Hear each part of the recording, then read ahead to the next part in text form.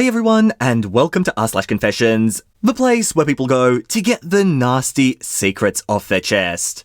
Now, this sub can be very much more extreme than my normal videos. I will move the more extreme ones to the end and start with some more light-hearted ones. So, with that said, let's move on to this first one by user/drunken ginger. So, I work in a kitchen and am fortunate enough to work with many of my friends. My friend and manager, we'll call him B, has been having really severe anxiety attacks lately, and he's been struggling a lot. For the past 2 weeks, I've been secretly stashing weed in his apron pockets, accidentally double ordering DoorDash meals from his favourite places, scheduling Alexa to greet him with a good morning, here's today's weather and shuffle his favourite band every morning, and coming in early to get the workday started so he has less on his plate. His face lights up every time he finds that random weed, or I yell to the back, "You hungry? I've got extra!"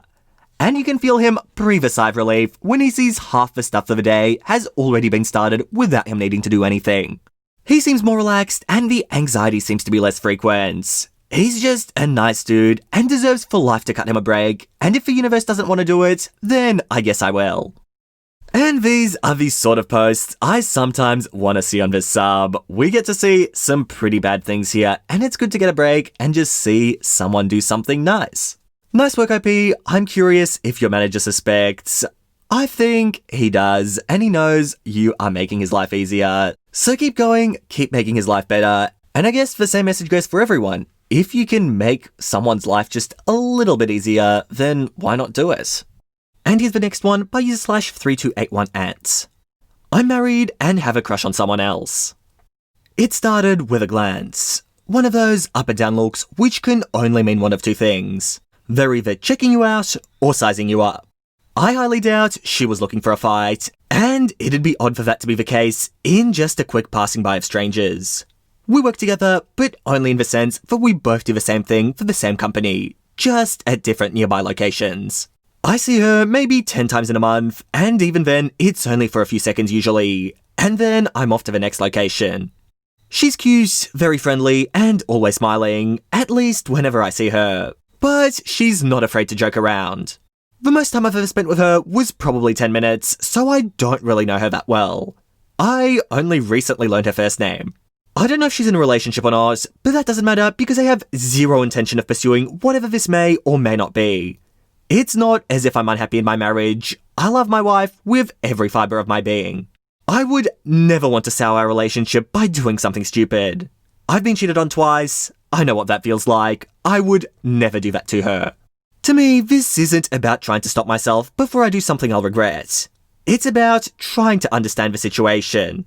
How and why did this happen? What does it mean? Does it mean anything? Should it? It wasn't until I saw her again today and my heart did a little jump that I realised I should just accept it. I do have feelings for her, however small, and denying them isn't going to make them or her disappear. This is something I'm just going to have to deal with. I haven't told anyone for fear of a word reaching my wife. I feel bad for keeping something like this a secret for her, but I don't want her to worry and make this into more than what I feel it needs to be, which is nothing. It feels so good to finally say it out loud in a way, to mention it to somebody. I really feel as though I need to bring it up to my wife eventually. Communication is something we both value greatly in our relationship. It's why we never fight. If something is bothering one of us, we talk about it. We don't let feelings fester and build into an argument. That's why I don't want to keep this a secret anymore. I guess this is the first step towards the goal. It's funny because often enough with these stories, I feel the need to sort of give an opinion, narrate a bit, try to come up with a judgment just because I think I've been doing so much Am I the Butthole? And there, it's kind of a requirement. But I forget that we're in r/confessions today, and I don't have to do that. Honestly, when I first saw the title, I was like, oh my god, this is gonna be bad. But really, it wasn't. I really like the way you've dealt with it, OP. I mean, you have feelings for someone, you haven't denied them, you've accepted them, you said that's alright. I mean, really, I don't know what to comment on this one. I guess that's not what we come to this sub for, and I guess it's pretty good, especially for you now, OP, that this place exists and you can go here and voice your thoughts. And with that, let's move on to the next one. This one by user/caught in a lampfire.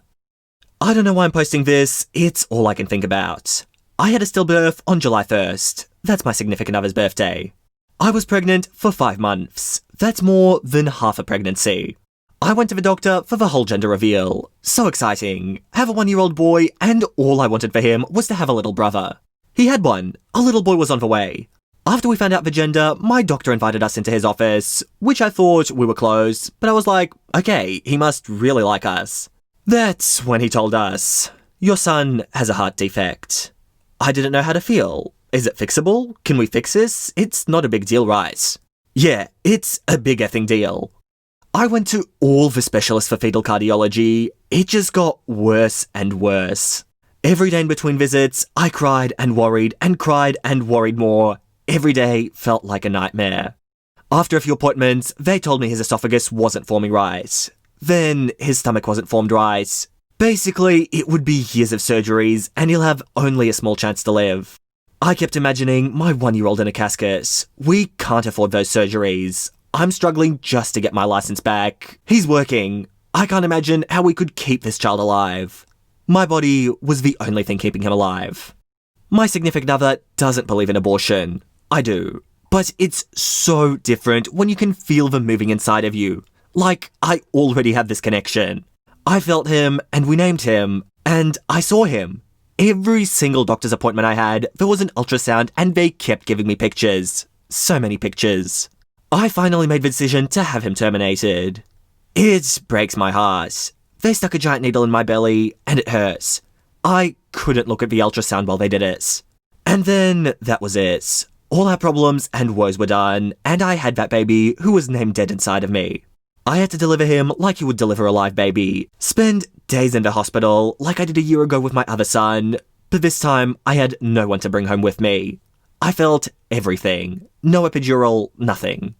I didn't have the heart or strength to look at him after he was delivered. I couldn't do it. They left my dead baby in the room with me for hours, and I couldn't look at him. I felt so ashamed. We couldn't have kept him alive. We couldn't afford the surgeries. I have another son to think about, and when the boy was still inside of me, I wasn't mentally available for my other son. I need to be there for him. I finally looked at him at the funeral home. I felt so guilty that it was my decision to kill him. None of my family know. They think it was a stillbirth. I wake up at 3 a.m. every morning, and it's all I can think about. And once again, what can I say, OP, other than, I'm sorry you had to go through this, and just don't blame yourself. There was nothing you could do about it. I don't really want to judge if your decision was right or wrong. That's not an argument I want to start. It was your choice to make, and it does seem like this was the best choice. I won't dwell on this one. It must be really, really difficult for OP at the moment. So let's move on to the next one. This one by user/AIAPF.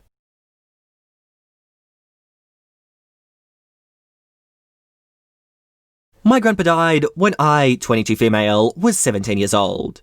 I just recently found out that he was a pedophile and had sexually assaulted my 2 aunts when they were just little girls. Growing up, my aunts talked to my grandpa. There was never indication that anything was wrong or that there were any ill feelings in the family. I remember being my grandparents' favourite, which made me feel pretty special considering everyone else viewed him as a cranky old man. He showed his impatient and mean side to everyone in the family except for me. My dad found out about the molestation of his sisters about 6 years ago when I was 16 years old. After that, they had a huge falling out, but I never knew the reason why. I just assumed it was something my grandpa said that finally set my dad over the edge and caused them to break the relationship off. Since I found out this information, I've been having mixed feelings. I feel like I don't want to look at pictures of my grandpa anymore, especially me and my grandpa. I feel ashamed to be related to him. The most confusing feeling I have is being slightly mad at my aunts that were assaulted. I completely understand that it wasn't their fault, but I'm mad because they never told my dad what happened when I was a little girl. I feel like I was unprotected. I have so many memories of sitting on his lap, being alone with him, watching TV next to him on the couch. I don't believe anything happened to me, but why didn't they tell my dad to keep me away from him? Or maybe keep an extra eye on him. My sister has children, and I would go to the ends of the earth to protect her kids. So yeah, I'm kinda mad at my aunts for not protecting me. I don't know if it's right to feel this way, but I can't help feel a little mad and a little betrayed.